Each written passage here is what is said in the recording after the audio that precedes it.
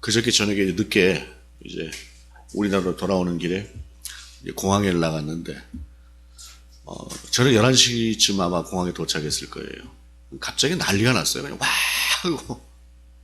그래서 지금 뭔가 하고 봤더니, 우리나라 이제 아이돌 스타들이 마침 이제 그때 방콕에 도착을 한 거예요. 그러니까, 팬들이라고 하는 친구들이 그냥 삥 둘러싸고 그냥 한마디씩 그 되지도 않는 짧은 말로 아마 태국어를 하는 것 같아요. 한마디씩 하면 좋아가지고 와 하고 난리가 났더라고요. 근데 우리끼리는 아는 사람이 한 분도 없어요. 쟤들이 누구야? 한국 사람은 우리는 전혀 모르고 태국인 그 친구들은 그냥 어떻게 이렇게 자세히도 아는지 좋아 죽으려고 그러더라고요. 공항 직원들조차도 이렇게 일하면서 눈치 보면서 살짝살짝 한 번씩 쳐다보고 하는 모습들을 보면서 야, 하여튼 그 한류라고 하는 게 이런 거구나 하는 생각을 했습니다. 근데 이제 그 한류의 열풍 그런 것도 노래라고 하는 것이 있으니까 그렇잖아요. 노래라고 하는 것이. 참 노래라고 하는 것이 주는 힘이라고 하는 게 참 큰 것 같습니다. 이번에 저희도 이제 선교지를 쭉 방문하면서 이제 비용을 절감하려고 하다 보니까 작은 차에 여러 명이 탔어요. 그러니까 좀 이동하는 도중에 좀 불편하기도 하고 한데 그 선수 운전까지 하면서 우리를 인도해 주던 선교사님이 이제 가끔씩 이제 노래를 틀어줘요. 노래를 틀어주는데 찬양이 아닌 곡들을 이렇게 하나씩 틀어줄 때에 오히려 그게 참 그 힐링 노래가 좋은 그런 게 있더라고요. 그래서 꼭 찬양만이 아니라 그 들어보면 시 같아요. 옛날 노래들을 이렇게 들어보면 시 같은 그런 노래들을 들으면서 어쨌든 사람이라고 하는 것이 노래라고 하는 것이 사람을 만지는 마음이 있구나 하는 그런 생각을 했습니다. 어떤 목사님은 노래를 들으면서 눈물이 난다 그래요. 그래서 눈물이 나는 게 정상이라고 저도 이제 그렇게 이야기를 했던 기억이 있습니다. 근데 오늘 본문도 노래입니다. 노래인데 노래 중에서 가장 슬픈 노래입니다. 정말 비통한 그러한 마음을 노래한 그러한 노래가 오늘 이 노래예요. 세상을 보면은 그 많은 노래들이 있습니다. 많은 노래들이 있고 또 그 노래들은 대부분이 연가입니다. 사랑을 노래한 그런 노래들인데 이 사랑을 노래한 노래들이라고 해서 뭐 항상 좋은 일, 기쁜 일, 막 즐겁고 사랑스럽고 뭐 이런 것을 주로 노래를 할 것 같지만 실제로는 그런 것이 아닌 애틋한 마음, 뭐 또 시련의 상처 이런 것들을 그 안에 많이 담고 있어요. 곡들이. 근데 희한하게도 아파하는 사람에게는 아픔을 노래하는 것도 위로가 된다는 것입니다. 애가가 그렇습니다. 이스라엘 백성이 나라를 빼앗기고 성전이 완전히 짓밟히고 그런 상태에서 그들은 아무것도 생각할 수가 없는 그야말로 절망스러운 그러한 고통 중에 그들이 빠지고 말았습니다. 도대체 왜? 도대체 왜? 라고 하는 그 외침만 하나님 앞에서 가질 뿐이었습니다. 여러분이 에레미야 애가를 작년에 우리가 일독을 하면서 읽으셨지 않습니까?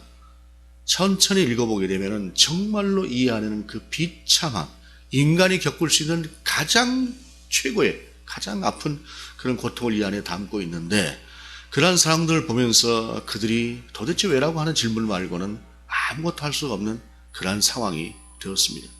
그리고 그 시기가 지나가면서 이제 한 시인이 그것을 보면서 이것을 그냥 기억돼야 될 역사지 이대로 아파만 하고 있을 역사는 아니다라고 하는 생각을 하게 됐습니다. 그리고 그것은 개인의 노래가 아닌 이스라엘 전체가 다 함께 알아야 될 그리고 불러야 될 그 노래를 만들어야 되겠다는 생각을 하고 이 노래를 만든 것인데 그러다 우리가 이 에레미야 애가에는 독특한 특징이라고 하는 게 있어요. 그것은 히브리 문학 중에 무엇인가 시를 쓸 때에 그 시를 쓰는 기법 중에 하나가 알파벳에 맞춰서 쓰는 기법이 있습니다. 우리식으로 말하자고 한다면은 가, 뭐 해가지고 쭉 나가고, 그 다음에 나, 다, 라, 마, 바, 사, 이런 식으로 쭉 맞춰 나가는 것처럼 히브리 알파벳이 22자인데 그 22자에 맞춰서 노래를 만들었어요. 기억하기 좋게. 그래서 1장과 2장은 22절, 22절로 되어 있고 절정에 가는 3장에서는 66절로 되어 있고 마무리되는 4장과 5장에 가서 다시 22절로 되어 있는 곡이 바로 이 그러니까 애가서 안에 구정되어 있는 그러한 내용들입니다. 그들은 이 비통한 현실을 노래로 기억해야 했고, 그 노래로 기억되는 것을 두고두고 역사 가운데서 하나의 분명했던 하나의 역사로 남기려 했던 것이 바로 이 애가다라는 것입니다. 그래서 이 애가에는 견딜 수 없는 슬픔과 견딜 수 없는 분노와 도저히 상상할 수 없는 아픔의 현실들이 그 안에 포함되어 있지만, 그러나 그것들을 기록하면서 그들은 왜 하나님께서 라고 하는 그 질문에 대한 답들을 이것을 통해서 알아가기 시작을 했다라고 하는 사실입니다. 본문은, 특별히 오늘 본문은 일종의 장송곡처럼 시작을 해요. 장송곡과도 같은 그런 내용입니다. 전에 이제 우리가 상가집에 가게 되면은 아이고 하면서 조문객을 맞이하지 않습니까? 그러니까 이 내용 자체가 그런 그 비참한 내용이에요. 그 시작이 어떻게 됩니까? 슬프다 이 성이여 라고 하는 말로 시작을 합니다. 슬프다 이 성이여 라고 하는 것은 예루살렘 성을 가리키는 것입니다. 예루살렘 성이라고 하는 것은 이스라엘 사람들에게서 특별한 의미를 갖습니다. 그들의 자존심이고 그들의 영적인 고향이고 정신적인 지주가 되는 하나님이 계시는, 이 온 땅을 지배하고 온 땅을 창조하신 하나님께서 계시는 성이 바로 예루살렘이었습니다. 그래서 예루살렘은 그 어떤 경우에도 결코 무너지지 않는 성, 하나님께서 지켜주시는 그 성이다라고 생각을 했어요. 그런데 그 성이 어떻게 됐습니까? 전에는 사람들이 많더니 이제는 어찌 그리 적막하게 앉았는고, 전에는 열국 중에 크던 자가 이제는 과부같이 되었고, 전에는 열방 중에 공주였던 자가 이제는 강제 노동을 하는 자가 되었도다 라고 하면서 그 예루살렘 성의 지금 현실을 이야기하는 거예요. 저는 열국 중에서 큰 자였어. 열국 중에서 큰 자로 대접을 받고 있었던 그러한 사람, 어디를 가도 주목해주고 어디를 가도 빛나고 어디를 가도 환영받던 그 사람이 과부같이 되었다는 것입니다. 2000년 전 그 이전까지의 과부는 이 땅에서 가장 비참한 존재였습니다. 왜냐하면 생존의 능력이 없는 사람이었기 때문에 그렇습니다. 오늘날하고는 전혀 다릅니다. 과부같이 되었다는 것이죠. 그리고 열국 중에 공주 같은 사람이, 공주가 한번 세상에 나가게 되면 그 열방 중에서 얼마나 아름답고 복이 좋고 환호를 받았겠습니까? 그런데 그가 이제는 강제 노동을 하는 자가 되었다는 것입니다. 그냥 노동을 해서 벌어먹고 사는 자가 아니라 노예가 되었다는 거예요.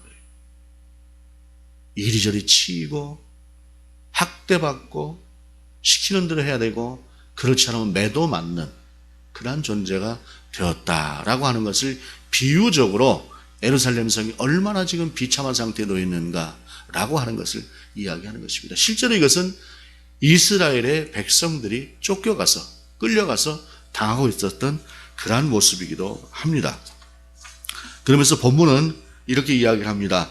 밤에는 슬피 우니 눈물이 뺨에 흐름이여 사랑하는 자들 중에 그에게 위로하는 자가 없고 친구들도 다 배반하여 원수들이 되었도다.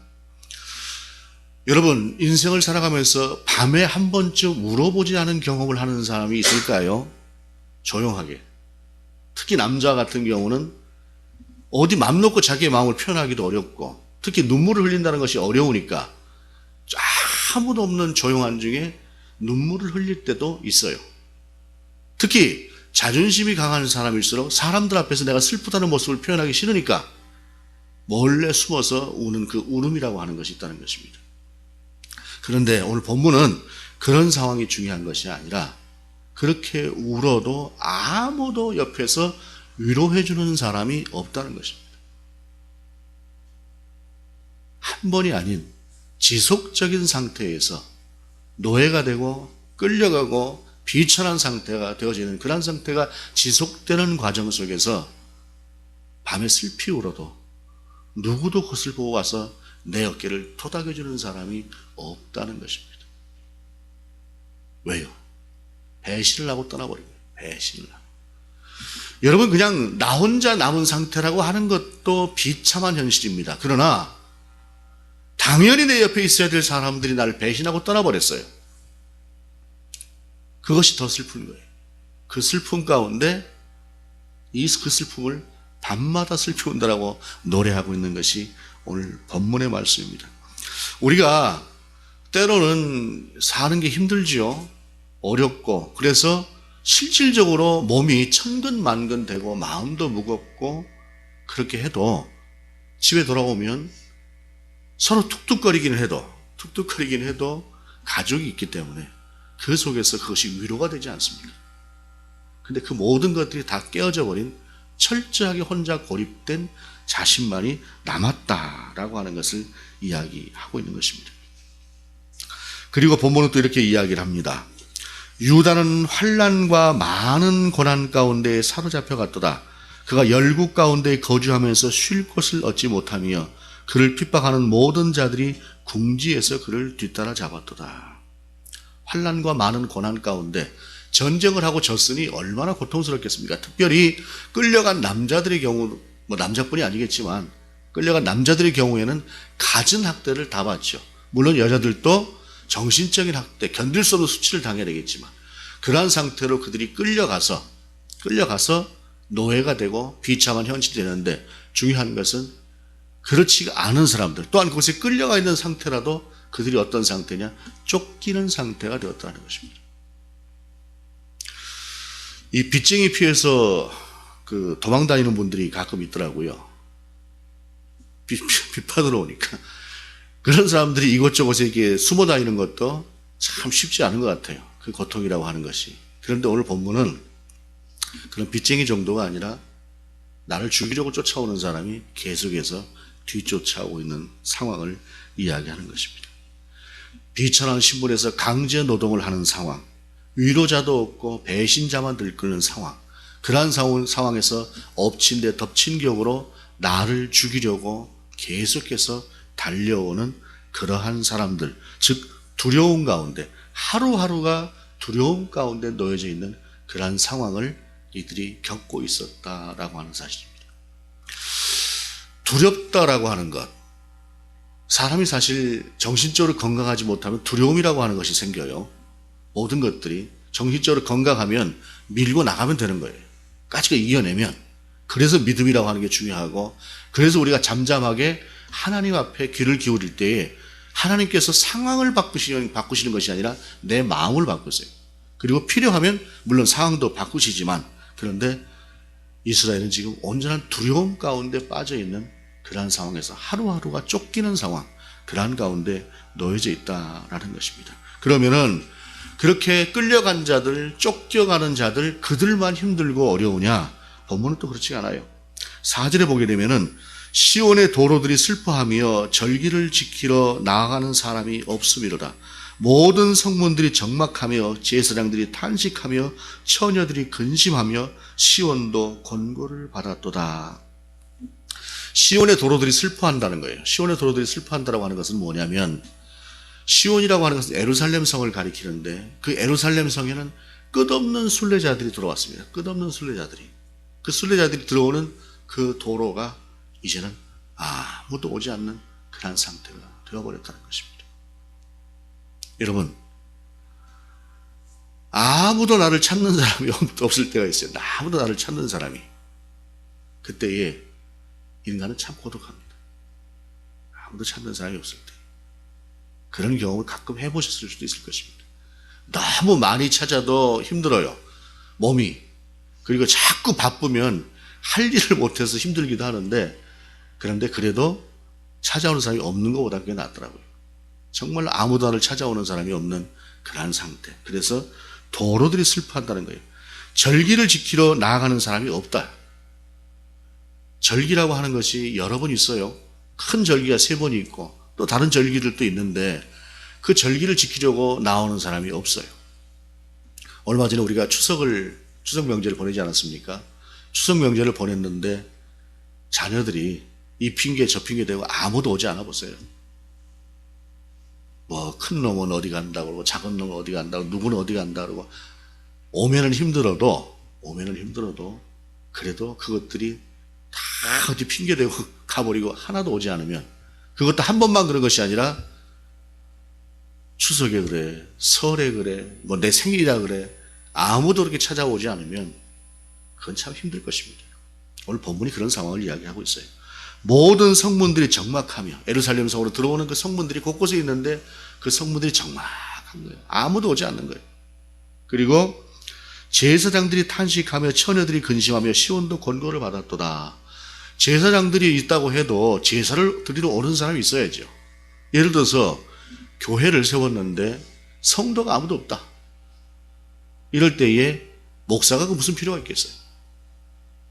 목사가 아무리 모든 걸 준비를 했다고 해도 아무도 예배를 드리러 오지 않는다고 할 때 그런 목사의 존재가 없는 것이야. 본문은 그렇게 이야기를 하는 것입니다. 그 다음에 5절에 그의 대적들이 머리가 되고 그의 원수들이 형통함은 그의 죄가 많음으로 여호와께서 그를 권고하게 하셨습니다 라고 이야기를 하면서 대적들이 머리가 되었다라고 하는 이야기를 하고 있습니다. 그리고 5절을 잠시 후에 보고 6절을 다시 보자면 6절에 보게 되면은 딸 시온의 모든 영광이 떠나가며 그의 모든 지도자들은 꼴을 찾지 못한 사슴들처럼 뒤쫓는 자 앞에서 힘없이 달아났도다 라고 하면서 지도자들조차도 지도자들의 자리에 있는 것이 아니라 그들도 똑같이 비참한 상태를 가지게 되었다라고 하는 것을 이야기합니다. 가끔 어찌 보게 되면은 좀 우리나라도 뭐 전쟁을 쉽게 생각하는 그런 분들도 없지 않는 것 같습니다. 뭐 까짓 거 그러려면 전쟁을 하지. 근데 전쟁이라고 하는 것을 하고 나면 어떻게 될까요? 우리가 이기는 것은 어찌 보면 당연한 것이라고 생각을 합니다만 우리가 한 30년 전, 40년 전, 50년 전으로 돌아가지 않을까요? 그러고 나면 지도자들이라고 해서 좀 가졌던 사람들이라고 해서 그 사람들이 멀쩡할까요? 그들도 똑같이 쫓기는 자들이 되고 그들도 똑같이 힘든 상황이 되는 거예요. 예루살렘 성이 망하고 이스라엘이 망해버리니까 나라를 잃어버리고 나니까 그 지도자라고 하는 사람들도 똑같이 비참한 상황이 되었다라고 하는 것을 이야기합니다. 그런데 중요한 것이 5절에 그의 대적들이 머리가 되고 그의 원수들이 형통함은 그의 죄가 많음으로 여호와께서 그를 권고하게 하셨습니다 라고 말씀하고 있다는 것이에요. 왜라고 하는 그 하나님 앞에서 질문 가운데에 이 슬픈 노래를 하나씩 만들어가는 중에 그들이 알게 되는 것은 그들의 죄로 인해서 하나님께서 우리를 치셨다라고 하는 이 사실을 그들이 마침내 깨닫게 되었다라고 하는 사실입니다. 슬픈 애가를 불러대면서 그들이 위로받고자 했을 거예요. 기억해야 된다. 그래도 기억해야 된다. 그리고 이 속에서 살아남아야 된다.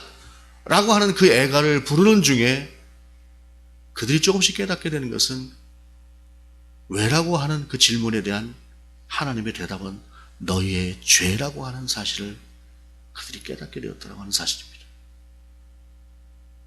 이걸 우리 현실 속에 적용해 본다고 한다면 그것은 죄의 문제가 아닐 수 있습니다. 그러나 하나님께서 우리를 연단시키고 그 다음 길이 있다라고 하는 것을 인도하시기 위해서 우리를 때로는 힘들게 하는 경우도 있을 수 있습니다. 무엇이 되었든 그들은 이 슬픈 애가를 불러대면서 하나님 앞에서 왜라고 하는 질문을 여전히 했을 것이에요. 그 현실을 보면서. 그리고 그들의 왜라고 하는 그 현실 가운데 하나님은 마침내 조금씩 그들 가운데 왜라고 하는 것에 대한 대답을 해 주셨다라고 하는 사실입니다. 인생이 힘든 것이 다 죄 때문이라고 한다면 힘든 사람은 다 죄 때문이겠습니까? 그렇지 않습니다. 오히려 하나님께서 사랑하셔서 그들에게 힘든 과정을 주시기도 합니다. 왜냐하면 그 힘든 과정을 통해서 하나님께서 예비하시는 것들이 있기에 오히려 후자의 것들이 우리 인생 속에서 더 많다고 볼 수 있을 것입니다. 그렇기 때문에 우리는 아무리 슬프고 어렵고 힘든 상황이 놓여져 있다고 할지라도 그 속에서 우리는 왜라고 하는 질문을 하나님 앞에 올려드려야 되는 것입니다. 그리고 그 하나님 앞에 올려드리는 그 질문 가운데 하나님은 대답하시는 하나님이시다라는 것입니다. 이번에 좀 부유한 목사님이 계셔서 좀 큰 돈을 쓰시면서 오신 김에 우리 저기 좀 가봅시다 해서 회속선 조그만 보트를 하나 빌려가지고 섬으로 들어가서 산호섬이라고 하는 것을 잠깐 보고 왔습니다. 그런데 고속정이 세게 달리니까 아예 퉁퉁퉁퉁 튀는데 가만히 보니까 파도를 정면으로 거슬러 가요. 파도가 이쪽 방향으로 가고 있다가도 파도가 이쪽에서 오면 반드시 이쪽으로 들어갑니다. 이쪽으로. 왜 그런가 물어봤더니 파도가 옆에서 오면 파도를 펴서 옆으로 가면 배가 뒤집혀 버린대요. 그래서 파도는 반드시 정면으로 맞서서 나가야 된다.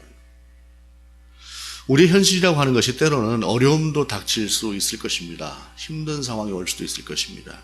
그러나 그것을 피한다고 한다면 우리는 거기에 무릎 꿇는 것이 됩니다. 그때 우리는 피하지 않고 맞서서 하나님 왜일까요? 라고 하는 질문을 하나님 앞에 올려드릴 수 있을 것입니다. 그래서 이 슬픈 애가를 부르는 이스라엘도 정답을 알아가는 과정 속에 그들이 놓여져 있다고 하는 사실을 알게 되었고 3장에 가서 마침내 그들은 하나님의 뜻이 어떤가를 알게 됩니다. 그렇다고 현실이 바뀐 것은 아닙니다. 왜냐하면 맞을 매는 맞아야 되니까. 그러나 그것으로 끝나버린 것이 아니라 그 뒤에 하나님께서 소망을 두셨다고 하는 사실을 그들은 마침내 알게 되는 것이라고 하는 사실입니다. 여러분, 거친 파도가 나를 향해 몰려올지라도 여러분, 우리는 그것을 두려워하지 맙시다. 그리고 한번 나아가 봅시다. 피해서 내가 뒤집어지는 것이 아니라 뚫고 나갈 때에 잠잠하게 나를 붙드시는 그 하나님의 은혜를 우리가 경험할 수 있는 우리가 될 수 있기를 원합니다. 하나님은 우리의 마음만 바꾸시는 하나님이 아니라 우리의 상황도 바꾸시는 하나님이기 때문입니다. 기도하시겠습니다. 하나님, 때로는 우리 앞에 놓여지는 아픔의 시간이 있다고 할지라도 하나님, 그것이 우리가 정답을 알아가는 과정으로 우리에게 주신 하나님의 깊은 섭리가 있음을 알게 하시옵소서. 그래서 우리가 그것을 깨트리고 나아가고 결국에는 우리를 승리케 하시는 하나님을 만나고 경험하게 하시옵소서. 주 예수 그리스도의 이름으로 기도드립니다. 아멘.